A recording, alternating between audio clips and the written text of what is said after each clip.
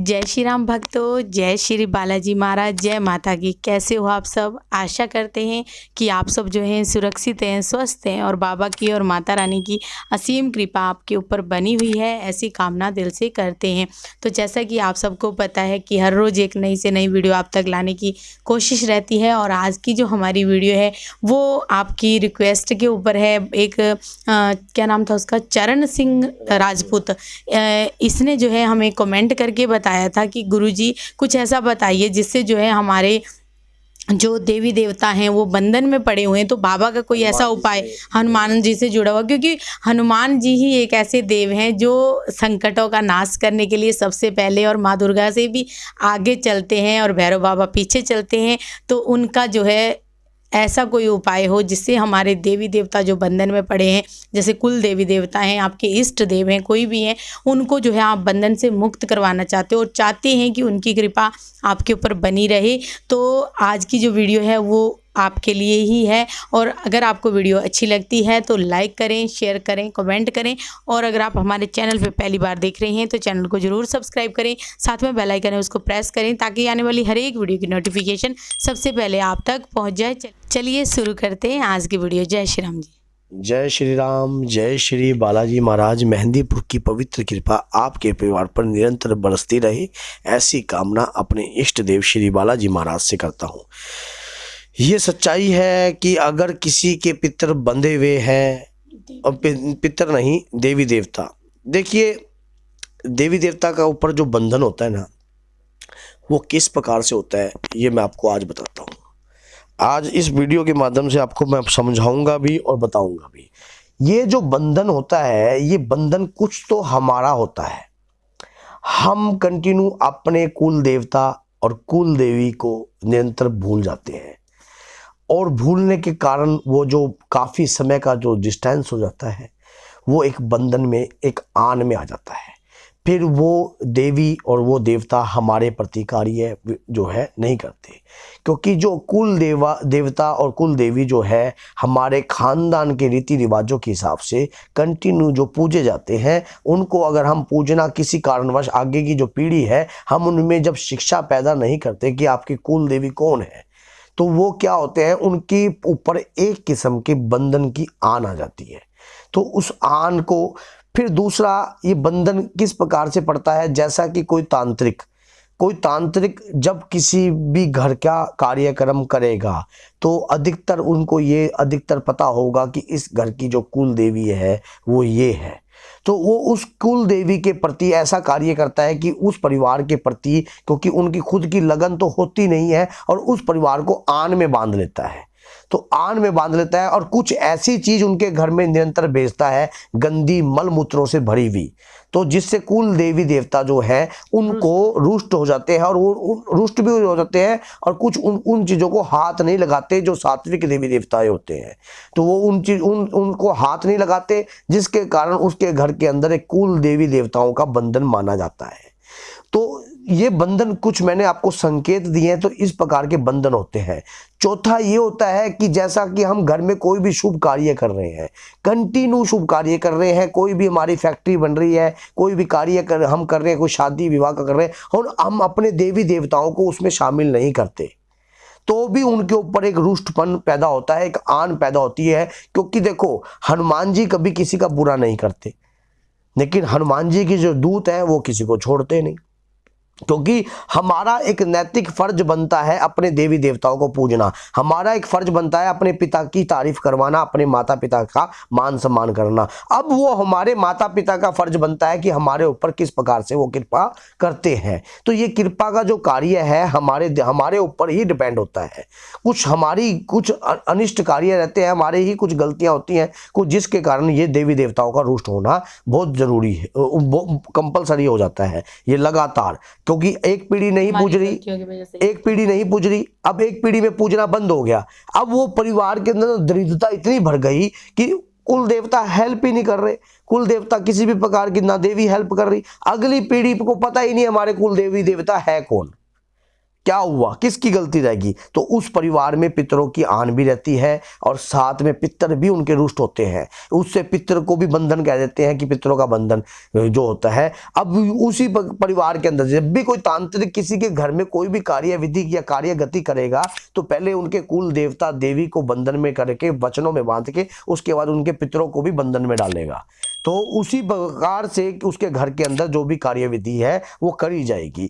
अब आपने करना क्या है, ये अगर आपके इस प्रकार के संकेत हैं कि आपके कुल देवता देवी देवता जो है बंधन में है और अगर आप चाहते हो कि उन बंधनों से मुक्त हों और कृपा प्राप्त हो और साथ में ताकि आपके घर में जो है उनकी आन ना आए, तो उनकी रुकावट ना हो और खुला रास्ता उनका आने जाने का हमेशा रहे, तो इसमें आपको क्या करना चाहिए मैं आपको बताऊंगा अपनी इस वीडियो के माध्यम से। ध्यान से देखना, ये कोई हल्की वीडियो नहीं है, ये बहुत बड़ी जानकारी मैं आपको दे रहा हूं हनुमान जी की कृपा के माध्यम से।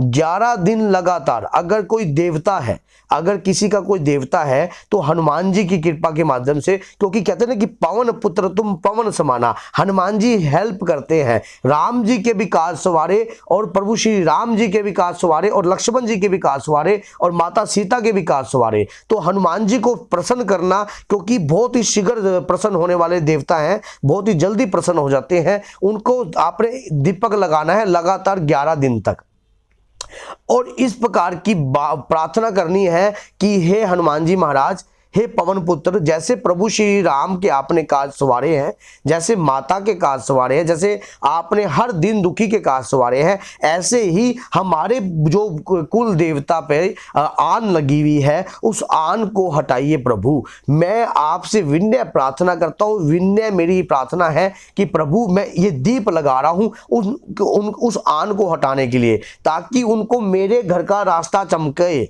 मेरे घर की रोशनी चमके। तो हनुमान जी ने जब राम जी के काज सवार थे तो आपको पता है कि जब जो जामवत जी ने उनको बल याद दिलाया था तो हनुमान जी के अंदर एक विकराल रूप पैदा हो गया था। तो हनुमान जी के पास जब उनको प्रभु श्री राम के कार्य की जब ये बातें आप याद दिलाओगे कि आपने जैसा लंका में जाकर लंका का दहन किया, माता सीता को शोक, क्योंकि इनको सीता शोक विनाशक भी कहा जाता है, माता सीता को भी शोक से आपने रहित किया और लक्ष्मण प्राण दाता है तो लक्ष्मण के भी प्राण बचाए। आपने ऐसा कौन सा काज कठिन जग माई जो तुमसे नहीं हो तो तुम तो ऐसा कौन सा कार्य है जो आपसे नहीं हो पा रहा, ऐसा कौन सा जगत में कार्य है जो आपसे नहीं हो रहा। हे बजरंग बली कृपा आइए, हे बजरंग बली आइए और मेरे कुल देवता को जागृत कीजिए ताकि मैं उनके प्रति भी भाव पर कार्य करूं। और कोई तांत्रिक ने अगर उनको बांधा हुआ है तो आप अपनी सोटे की खंकार से उस तंत्र की विद्या को खंडन कीजिए ताकि मैं उनका उच्चारण कर सकूं और उन्हें अपने घर में बुला सकूं। तो ये तो मैंने आपको बताया था कि कुल देवता का। तो और अगर आपकी कुल देवी रुष्ट है और कुल देवी पे भी अगर इस प्रकार के कार्य हैं तो लगातार आपने 11 नारियल लेने हैं, 11 नारियल को आपने छिलना है। और अगर आपको पता है कि आपकी कुल देवी ये है तो हनुमान जी से इसी प्रकार से दीपक लगाकर आपने कुल देवी का भी प्रार्थना करनी है और उसी समय आपने 11 नारियल अपने कुल देवी पर जाकर 11 नारियल की बलि देनी है। लगातार घर का जो मुखिया होगा लगातार नारियलों की बलि देगा, उस बलि से मां प्रसन्न होगी। आपके घर के ऊपर जो आन होगी, जो आट होगी, जो कुल देवी रुष्ट होगी, वो अनिष्ट कार्य जो घर में हो रहे होंगे, यकीन मानिए बहुत ही सरल उपाय बताया है आपको। हनुमान जी की कृपा, पवन पुत्र को आगे कर चलोगे, युद्ध में 100% जीत के आओगे। चाहे तांत्रिक कितना भी बड़ा हो, हनुमान जी से बड़ा नहीं हो सकता। गौर से सुन लो आप हनुमान जी को, क्योंकि हनुमान जी को छोटी मोटी शक्ति मत समझो। हनुमान जी की जो शक्ति है ब्रह्मांड की शक्ति है, ब्रह्मांड की शक्ति। ब्रह्मांड की शक्ति जब चलती है ना तो हाहाकार मचा देती है, हाहाकार। जैसे लंका को जला दिया, तो लंका में कोई छोटे मोटे योद्धा नहीं थे लड़ने के लिए, जो एक मूक में हनुमान जी ने जैसी सूरसा जैसी राक्षसनी को लंबा पा दिया। तो आप ये सोच के देखो कि तांत्रिक हनुमान जी से बड़ा नहीं है। हनुमान जी को आगे करके चलो। महाभारत में भगवान श्री कृष्ण कृष्ण ने स्वयं दिखाया है रथ पर बिठाकर, क्योंकि ये जब कर्ण ने जब शेष माँ का जो वाण छोड़ा था तो सीधा झंडे पर जाकर रखा था। तो हनुमान जी एक अतुलित बल के धाम है, उनके पास बल की कोई सीमा नहीं है। तो हनुमान जी की शरण में जाकर आप अपनी सिफारिश लगा सकते हो और हनुमान जी को साथ लेकर चलोगे तो 100% आप जीत के आओगे, क्योंकि वो ऐसे देवता हैं। तो कहते ना, और देवता चितना धरिए हनुमत से ही सब सुख करिए। आपके कुल देवता अगर आपसे रुष्ट होंगे तो 100, क्योंकि हनुमान जी संधि करते भी हैं। मान लो किसी भी अगर सामने वाले के आपसी प्रेम प्यार भी बढ़ाते हैं, क्योंकि वो राम जी के मर्यादा पुरुषोत्तम प्रभु श्री राम जी के लाडले भी तो हैं। उनकी हर कार्य को मर्यादा में, उनके पास अष्ट सिद्धियां हैं, शाम दान दंड वेद, हर प्रकार के कार्य प्यार से मानता है। नहीं मानता तो इस तरीके से मनाए। तो अगर कोई तांत्रिक आपके घर में बंधन करे बैठा होगा, वो मनवाने नहीं दे रहा होगा, तो हनुमान जी अपने सोटे की खंकार से ही उसका बंधन को खंडन कर देंगे। तो आपके देवताओं की आन खत्म हो जाएगी और देवी देवताओं को आप खुल के पूजिए, अपने घर के अंदर सात्विक तरीके से पूजिए। वो आपके ऊपर भाव होते हैं, किसके तामसिक होते हैं, किसी के सात्विक होते हैं। तो ये इस प्रकार से आप हनुमान जी की शरण में जाकर अभी अपने देवी देवताओं के ऊपर से बंधन को हटवा सकते हो। और ये जो वीडियो मैंने बताई है आपको बहुत स्टिक जानकारी बताई है, ऐसे हम कार्य करते हैं। तो इसी प्रकार से आप अपनी माता की भी आन खोल सकते हो। और अगर आपको चाहते हो कि आप देवता को भी इस प्रकार की बलि देना चाहते हो तो सात्विक तरीके से बलि दीजिए, ताकि आपकी जो परंपरा है लगातार इस प्रकार से चलती रहे।